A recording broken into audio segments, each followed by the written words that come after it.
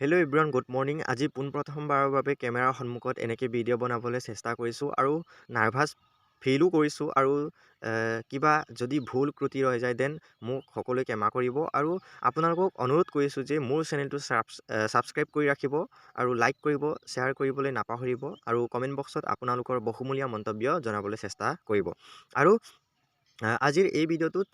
বহুতো ইম্পৰ্টেণ্ট কথা আপোনালোকক জনাবলৈ গৈ আছোঁ আৰু এই ভিডিঅ'টো বিশেষকৈ যিসকল দিব্যাংগ প্ৰাৰ্থী ADRE গ্ৰেড 3 আৰু গ্ৰেড 4 নিযুক্তিৰ পৰা বঞ্চিত হ'ব লগা হৈছিল সেইসকলৰ যিসকল দিব্যাংগ প্ৰাৰ্থী ADRE গ্ৰেড 3 আৰু গ্ৰেড 4 নিযুক্তি প্ৰক্ৰিয়াৰ পৰা বঞ্চিত হ'ব লগা হৈছিল বা ৰিজেক্ট কৰি দিয়া হৈছিল তেওঁলোকক সেইসকলক আকৌ পুনৰ মেডিকেল ভেৰিফিকেশ্যনৰ কাৰণে মাতিব বুলি আমাৰ মাননীয় মুখ্যমন্ত্ৰী ডাঙৰীয়াই জনাই থৈ গ'ল আৰু যিসকল লগতে এবচেণ্ট আছিলে তেওঁলোকেও এই ভেৰিফিকেশ্যনত যাবলৈ চান্স পাব আৰু যিসকল সঁচাকৈয়ে দিব্যাংগ প্ৰাৰ্থী তেওঁলোকে সেই নিযুক্তি প্ৰক্ৰিয়াত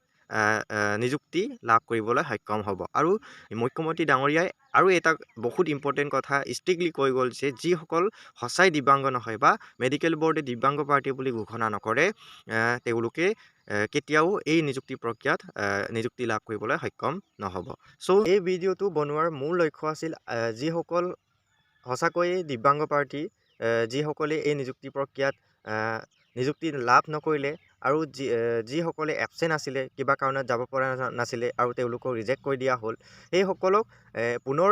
ভেৰিফিকেশ্যনত মাতিব আৰু পুনৰ এটা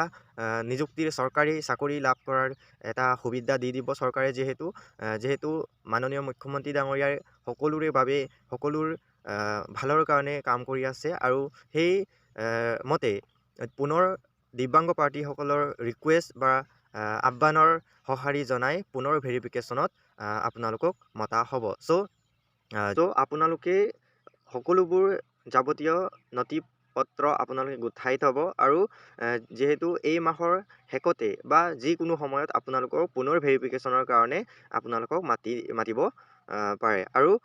সেই সময়ত আপোনালোকে যাব পৰাকৈ নিজকে প্ৰস্তুত কৰি ৰাখক। আৰু লাষ্টত আপোনালোকক পুনৰ আহ্বান জনাইছোঁ আপোনালোকে